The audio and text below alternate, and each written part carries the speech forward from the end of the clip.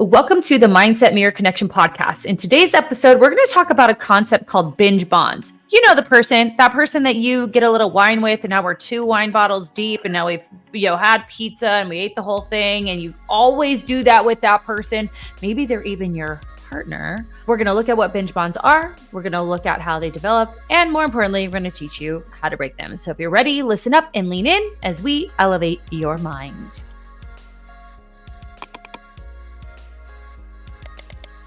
So what are binge bonds, right? So the definition of a binge bond refers to the emotional and psychological connections we form with specific people, which we're going to talk about specifically, environments or situations that trigger binging behaviors.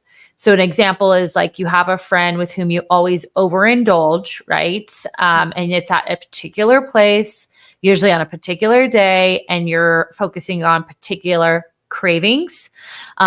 And or that situation oftentimes includes a lot of emotions that are uncomfortable, stress, loneliness, whatever that looks like. So we're going to focus on the relational aspect of it, because I think that's the hardest, where if it's just a place that triggers a binge bond, I don't have to go to that place, right? But when it's someone I care about, it can be difficult. How do they form? Do you want to talk about that? They tend to form over a shared connection or emotion, or maybe a shared experience too. So that's where it gets challenging, right? Because there is like this emotional piece to it that, again, if we mostly shut down our emotions and we don't recognize them, then it keeps coming up and reoccurring, and we don't know why we're doing this. So the first step, recognizing emotion, but it's very challenging because these emotions or this experience that you share tends to be with someone, like you said, that you care about or that is close in your life. And so that's where it gets complicated, because now I'm changing the dynamic of an established relationship, and people get very uncomfortable doing that, or people get very uncomfortable when that happens to them. Yeah. I think of like when you get pregnant, like a friend gets pregnant. Yeah. Like now you're like, fuck. Yes. What do we do now? Do you want to talk about it? Yeah. No, not you. Because you never really were like that person for me. Like, whereas when I was 20, when did she have Mariah?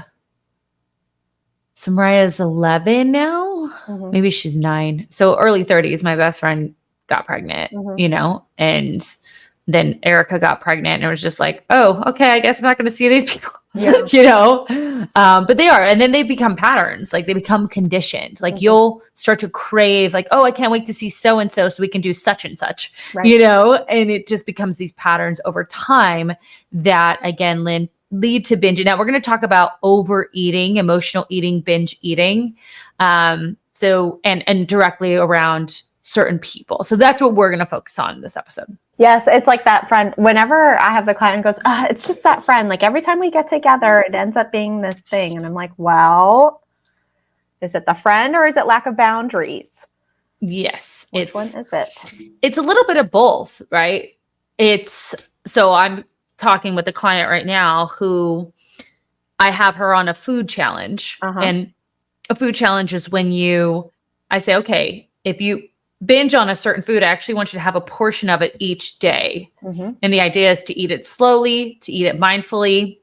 But over the course of this like weekend, she was like, well, can I use it for this food? Because I ended up binging on this food. And I'm like, that's not how it works. It's not to make up for behavior. It's to avoid it, to learn to not have that scarcity mindset, right? And then today it was, well, I had the challenge, so then I wanted more sweet, so I caved. And it's that idea that you are victim to your circumstance, to this binge person, your binge bond person, or you just allow things to be an excuse to do the things you don't want to do. And luckily for her, I love her. And I was like, look, you sharing this with me is helpful for me, because now I understand how you're seeing this challenge. You're seeing it as almost a way to allow behaviors to happen rather than what it's supposed to be for, which is to slow it down, to enjoy, to stop the brain and say, we're going to have this again. so on and so forth. And I think when it comes to friendships, especially our binge bonds, we think, oh, well, I'm just in the moment with my friend, and this is what we always do. And that's not true. You can do something different. They give up their autonomy to make the choice. Yep. And it's just, absolutely, it's one of those of like, and we see this in a lot of different circumstances with clients. It doesn't necessarily have to be with the binge bond, but it's this, I give up, it is what it is, you know, and it's kind of like, nope. We have a choice. We need to recognize that there is a choice, and then we need to choose and think about it, right? Or like think about it, then choose. And so with the binge bonding, it's there tends to be like this memory aspect, or this fun aspect, or this letting go aspect, this lightheartedness with it. But I don't want to say the come up from it always leads to shame, guilt. How can I make up for this? What restrictive practices do I need to do moving forward? And or like say it is with a friend or a partner, what restrictive practices do I need to do leading up to it? So that way I choose to have this flexibility of the binge.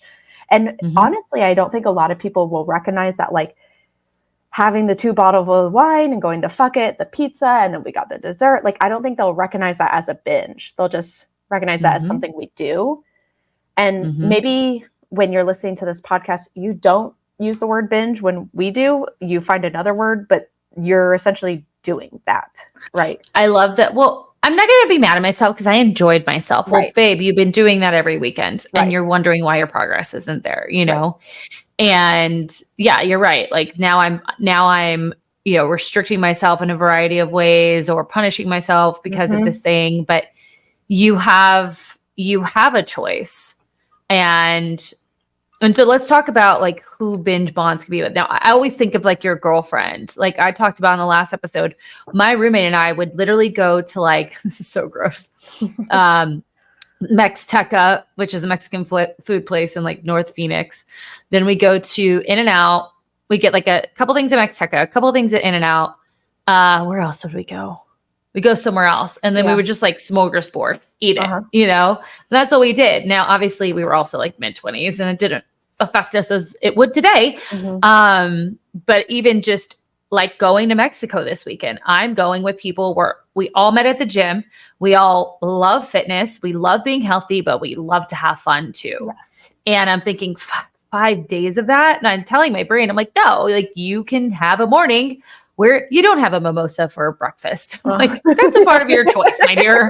And like really training my brain for that. And like, I'm going to go work out and I'm going to go and like, you know, go walk around and see sights and all of that. And it doesn't mean we just have to be at the pool all day drinking. And if I'm at the pool all day, I also don't need to have drinks. Right. You know, but in my brain, it's kind of like that binge bond of like, but all my friends are going to be doing it. But, you know, so I think this is a good topic for me, actually. Can you therapize me? Thank you. Okay.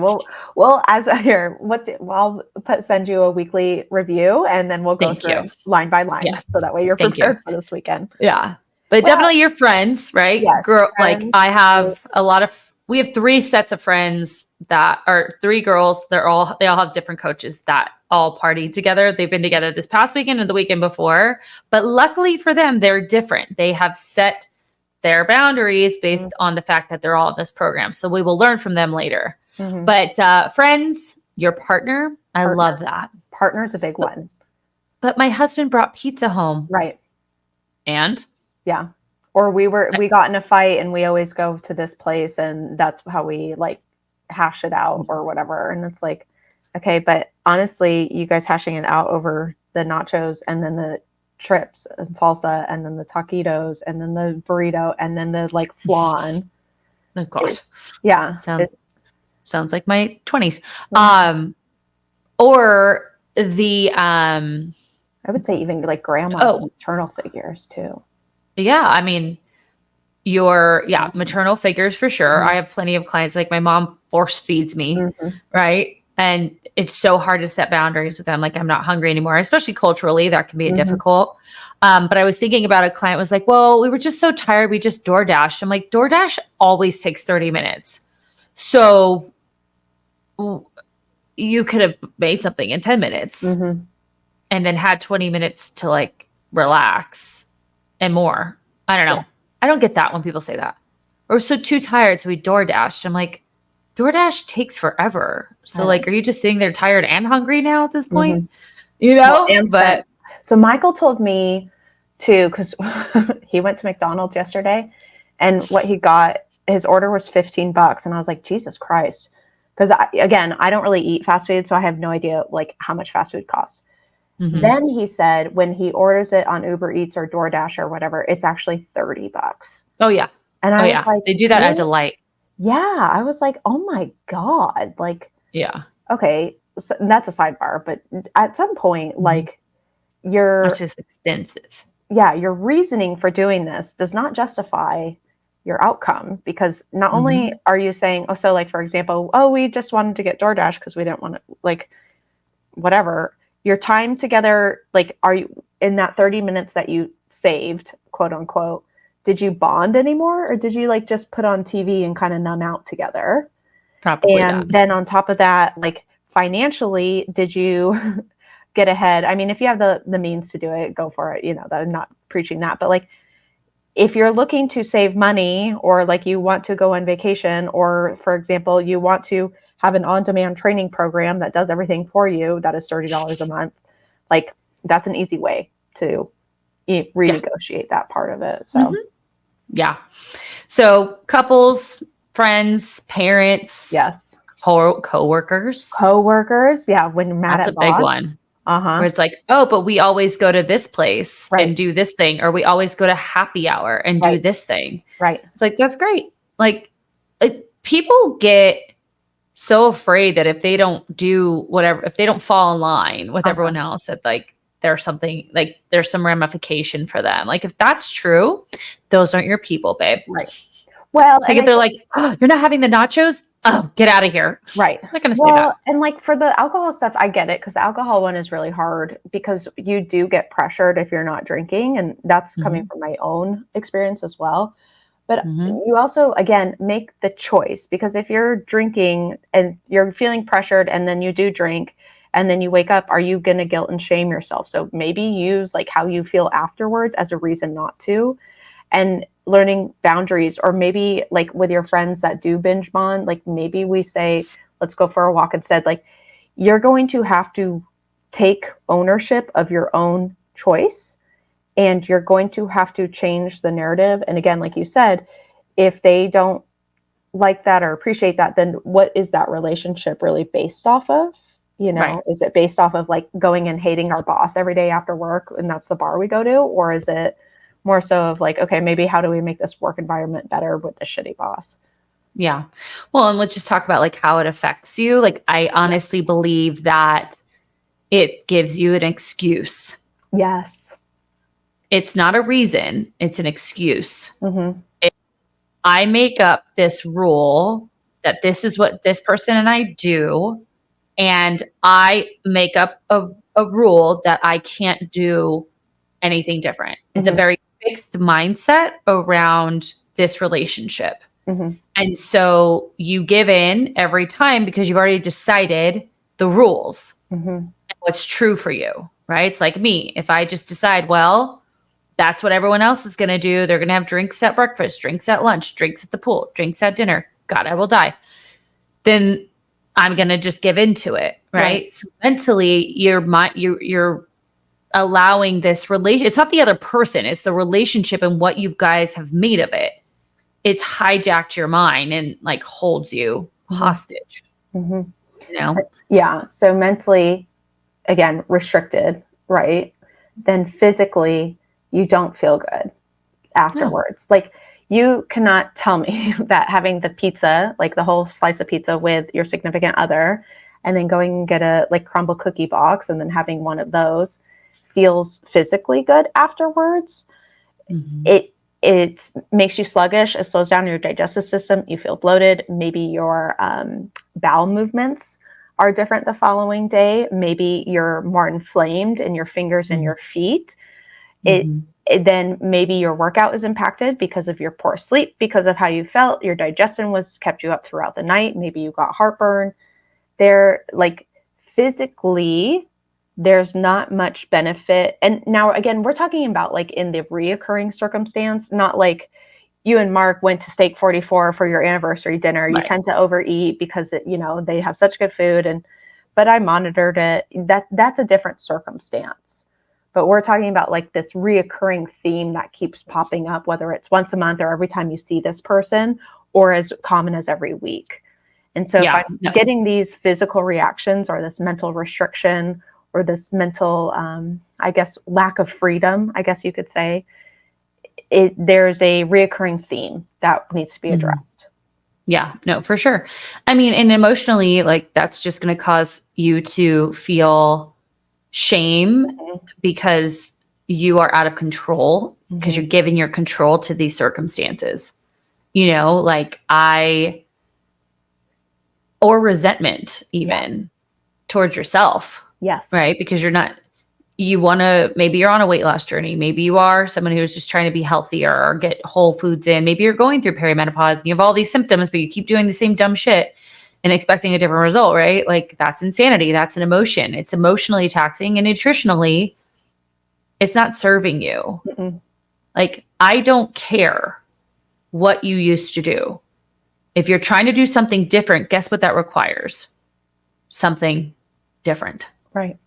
Well, and even let's take the different, like nutritionally, if we're in a deficit to lose weight, maintenance, or even in a surplus to gain muscle, if we're in a deficit and you're doing this, you're probably going over your calories for the week.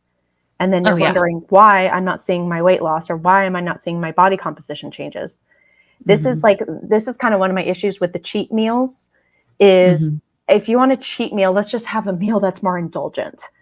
Right. But when when we're literally setting ourselves up throughout the week to have a cheat meal, so I'm restricting my calories throughout the week, and then I have this binge meal, I have equated my calories to be a maintenance or at least a surplus now, just from that one meal potentially. Like easily these meals can be over 1,500 calories. And so you have to consider, like, if you're reducing by 500 calories a day, that's can add up over time because, again, calories are not completely accurate when we calculate them. Right. Absolutely. So now, okay, go ahead. Absolutely. No, I was just going to say, like, I don't think I've said this on here before, like, if you actually sit down and calculate, especially when we have the mentality of like cheat, binge, oh, this is what we do. We have the 2 bottles of wine plus, the crumble cookie box. Like that shit adds up, know? And what's interesting is that I find when clients do this, or maybe not so much ours, actually, our newer ones that are coming in, or the people that chat with us, not in the program, that they tend to not want to count this day. Oh, yeah. So like mentally and emotionally kind of discrediting what actually happened, because if I don't have to recollect what happened or log what happened, then it didn't really have to happen. Right. And so then all that is them not holding themselves accountable. They are, I hate that shit. Like, I shouldn't say hate because it happens a lot, but like it frustrates me. Yeah. I'm like, it still happened. Right. You're still going to gain the weight, but what you can do to stop this is hold yourself accountable. Right. That's the problem. It's not that you had a weekend with your friends that whatever. It's that you sat there and decided, I'm not going to put it in because I'm too shameful to do that. You cut through that shame, you put it in, you now have done something different. Like that's the part it boggles my mind when people, well, if I don't put it in, then I don't have to deal with it. And that's not how it works. Because you're going to keep, not only are you going to deal with it, you're going to deal with it for years and years and decades because you keep doing it. Right. And that is the problem. When we're talking about nutritionally, maintenance wise, like even if you're not trying to lose weight or gain muscle, you're going to keep dealing with it over and over and over again because it's a pattern now. And patterns, as we all know, are very hard to break and take a step back from. So the more we can recognize this, again, taking away the weight loss, like mindset, going into maintenance, and even some clients, like once you realize how much you can eat at maintenance, it might give you the freedom to be able to have these larger indulgent meals where it's not so much a binge. It's just you realizing like, oh, I can't really eat this much and I don't need to like focus on weight loss because that's not what I'm doing for. So, and then, but well, I'm going to play devil's advocate for that because a lot of people on maintenance think they can just eat like an asshole. It's like, that's not how that works. Yeah, at all. Where you get in the weight gain, the unwanted weight gain. Right. And you're not gaining the muscle. But okay, so what do we do to kind of break up with our binge bond, right? You know, I want to say something else about a binge bond because it's not just this conditioned response. There is something even more like psychological, deep rooted that's happening there. It's kind of like, oh, if she can hold my shame with me, it's less of an impact on me. And we're like, are we holding each other's shame for each other? Sure. But somehow that feels less overwhelming than me holding my shame myself. Well, or like put it this way, say you and your husband or significant other are fighting and you guys repair the fight by going and binging. We're just masking these emotions. Did that happen with someone? Didn't not happen with somebody. I want to know. Anyway, well, it's funny because I think about a client who was postmenopausal. She lost a significant amount of weight with me in the right way. And, you know, for her, she was like, oh, me and my husband always go out Friday nights and we have a lot of drinks. And then finally she just started making small changes and she lost all this amazing weight too. Like she still went out with her husband. She's like, yes, sometimes I do a mocktail. Sometimes I'll have a drink, but it's definitely different than it was before. And because of where her body was, like hormonally, it's insane. I have the pictures. Like you would think it's a different person in the photos. It's crazy. And this was before like Ozempic.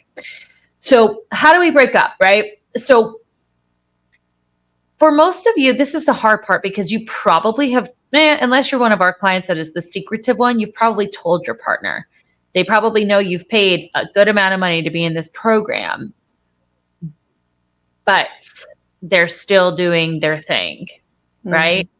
And so we have to create space and we have to communicate. And so we'll talk about that specifically. But that might not happen either. So we'll talk. I think it's good to kind of set yourself up for success, either through yourself or through the other person. So we set the boundaries. We have internal and external, right? Internal boundaries in this case are, you know, this is my goal. I'm doing this for myself. Everyone else could be literally gorging on, you know, mashed potatoes. I don't have to. I can make a choice. I can have that later. I can decide, you know, that I'm going to have a day out with this person at a later date and track ahead or something, right? But if that's not working, then we have to create physical distance. Now, can we do that with a partner? No. But maybe like with a partner who's constantly door dashing or constantly eating meals out, we are, I don't know, going to another room and having our food. What do you think? Distance wise? Distance wise with a partner, I would say this is where you need to take the ownership of planning your meals then. Like, if they're not going to come eat your meals with you, that's okay. I mean, but also that doesn't mean you need to join them in eating their meals. So yes, you can physically remove yourself from the room, but maybe like if you know they DoorDash and their food usually gets there around 5:30 for dinner, then you've got your meal ready to have with them at 5:30 for dinner. So it's taking that, and that sucks because a lot of bonding and just conversation comes from having meals together. But also it is not your responsibility to eat what they're eating because of their choice. This is your choice. And so that's where that autonomy comes back in. You can go to the grocery store. In fact, you can order groceries to your door that you exactly, and prepare, right? And we're not talking about like extravagant meals here. Like you could literally, so say they're going to order like McDonald's and get a cheeseburger. Okay, well, you can order some patties and put them on your George Foreman, put some avocado, some tomatoes, and some lettuce and whatever you like. And then maybe do half a bun. And then you can even cook a baked potato to replicate fries. So it's all of these things. Like, it doesn't mean you have to have separate meals, but it also means you can. Or you could just order a grilled chicken sandwich from McDonald's. There you go. Yeah. I don't think our client is going to be what you just said. Oh, yeah. That's you. Oh, that's me. No one's going to do that. But what they don't have to do. Right. I had this conversation with a client when I was like, hey, you go to Chick-fil-A once a week. Why not get, and I listed off the other things, because she was going over her calories. I'm like, this is just a small change. You can still go to Chick-fil-A. Yeah. Their grilled nuggets are, I think they were 150 or 180 calories for 8 of them. The regular nuggets were like 280 for 8 of them. So just by making that switch, like, you have already saved 100 calories. Yeah.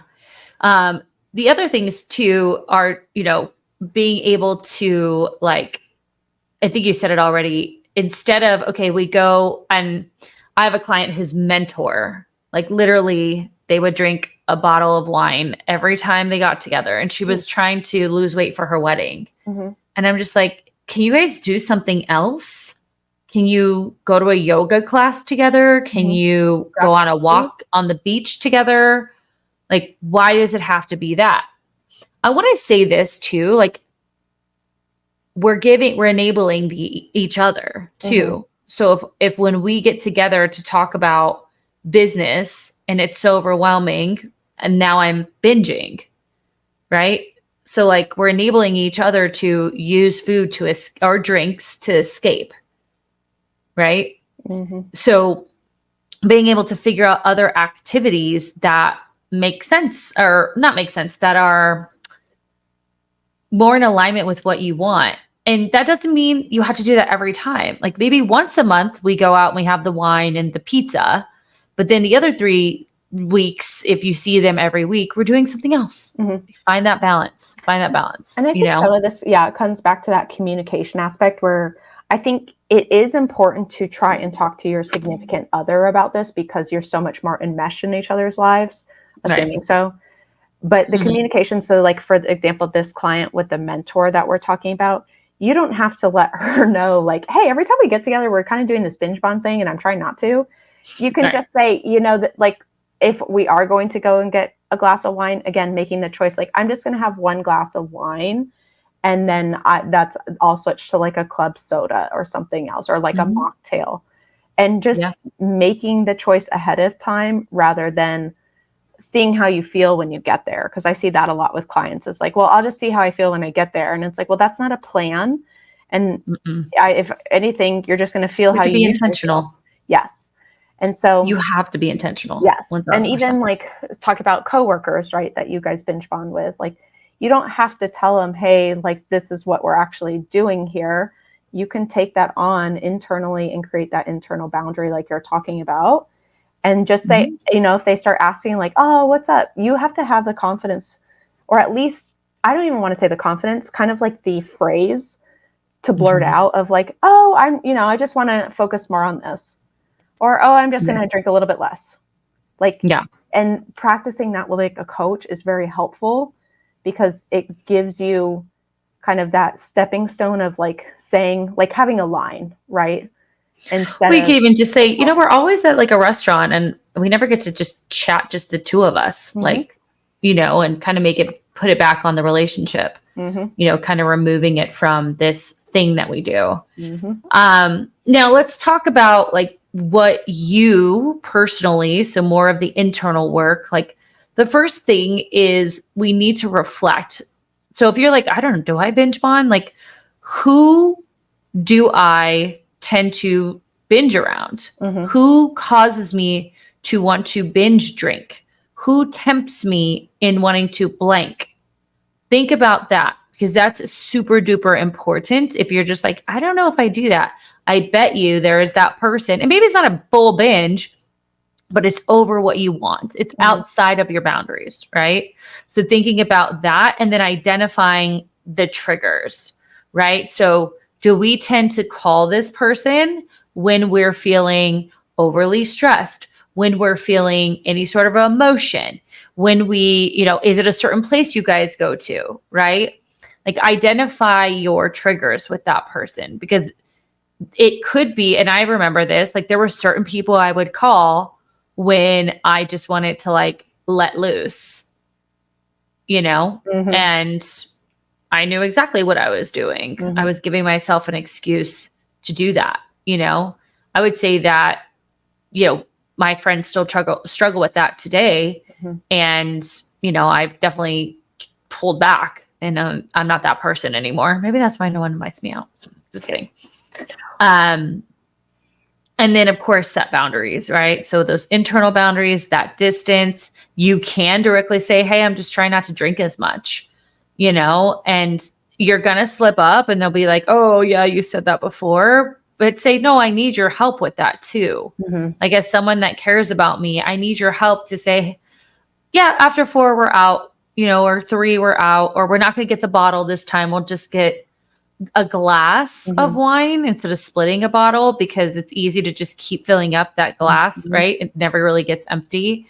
And you guys learned some boundaries for yourself.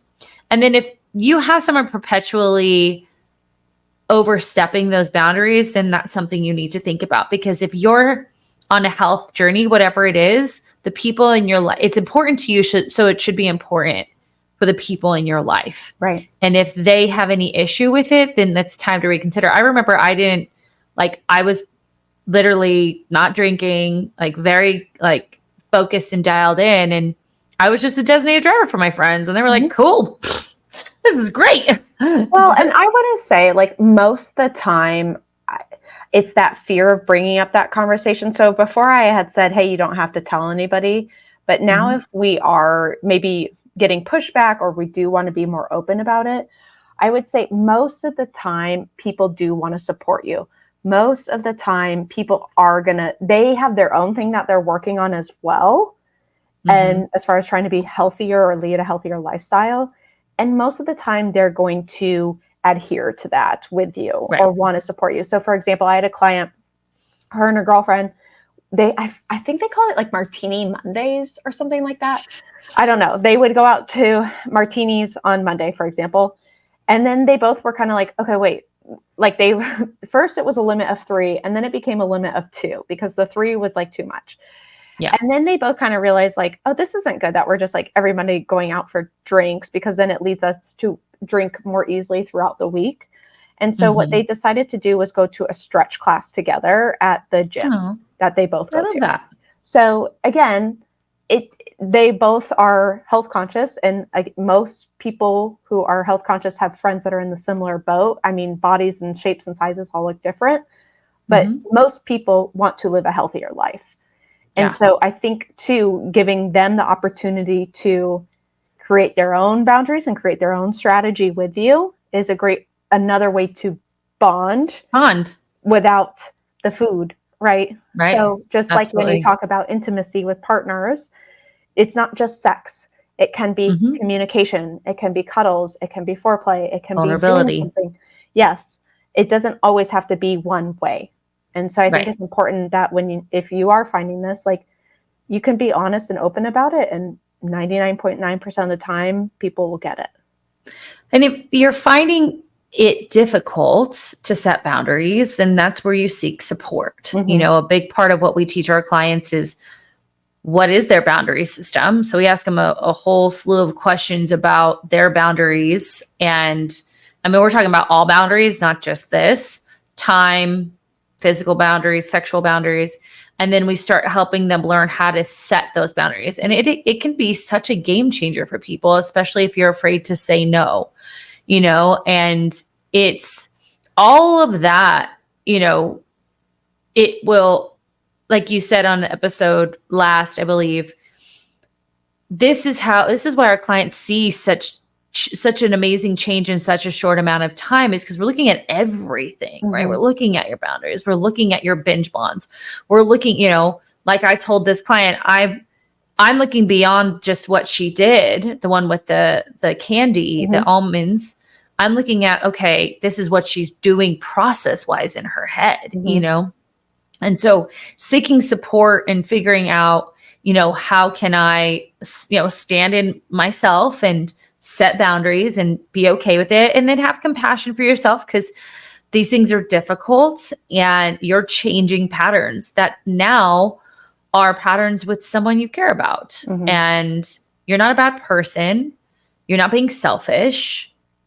And like I said, it's not like you can't go out and have the pizza. Just figure out a way to do it that serves both of you and your goals beyond that time of letting go. It's like my therapist, like we had a conversation. I was like, it's just so interesting in my group of friends how everyone like lets loose. And she goes, I go, we're all very successful people. I mean, the jobs that people have are like, I think of like what Dustin does. I think of what Adrian and Frankie do with their whole thing. Like they're so unique and like they're so involved. And she goes, yeah, well, everyone just wants to let go. And then we all would do it together. And as I mentioned, I think that my issue is I never felt comfortable letting go of my inner child, and alcohol is something that allows me to do that without care. And that was like a epiphany after my therapy session, where it's like alcohol allows people, and usually it's alcohol. It's like I can let my inner child go without worrying that I have to take care of someone else, without worrying about performing, without, any of that. I can just literally have fun and be free and spontaneous and crazy like a kid, but that's also something that I had to look at. I have to look at to, be like, that's not a good reason to go drink. But that's what she said. She's like, everyone is so not controlled during the week, but like laser focused, right? That it's all of our friends do it. And it's this huge bond, right? Yeah. Binge bond. Not anymore, but when it was in its prime, it was fun. For sure. but yeah. So, and then again, like I said, just practice patience. Not only practice self-compassion, but practice empathy if that other person is trying. And yeah, what else you got? I would say practice identifying the emotion too. Like to literally say, okay, I feel frustrated right now. And when I feel frustrated with this, I usually do this with whomever. And kind of, because we talk about, there's a lot of beauty in being able to say, I am angry, I'm sad, I'm this. And then you can recognize that and then move forward. Whereas what I find with binge and binge bonding is that we don't want to recognize that feeling because it's creating a discomfort, or we don't want to move forward. We don't want to move forward. Or maybe like with the mentor situation, like I don't want to be seen as out of line, even though the mentor probably doesn't care. Yeah, disrespectful. Right. Like they're taking their time for me and that's what they want to do. So we'll do it. Right. But it's one of those things of, okay, once we can identify that emotion, now we can say, but how does that make me feel afterwards when I make these circumstances happen, when I make this outcome? Okay, I don't like that. So now do I want to communicate that to them or do I not? And what's my plan? Have a plan for when this happens, because each time we have a plan, yes, like you said, it might not be successful each time, but it's that practice. That way, eventually you get the result that you're hoping for. And that may take multiple times. It may unfortunately take cutting out relationships if they continually cross that boundary. But if they continue to cross the boundary and you go, well, they crossed my boundary, at some point you're letting them cross the boundary, right? You got to have the balls to hold the boundary. So recognizing that too of, am I holding my boundary or am I just playing victim? Yeah. Am I fawning? Yes. Yeah, absolutely. Yes.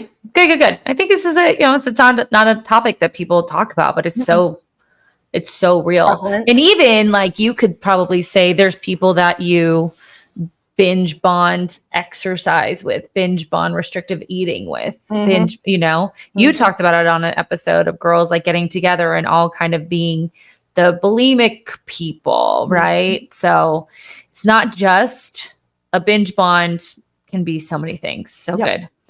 All right. Well, if you're someone who says, wow, I have multiple binge bonds and I have multiple situations that I just allow myself to do things that I then feel shame and guilt about afterwards, or I know they're not in alignment with my goals. Check out, click on the Clarity Call link below.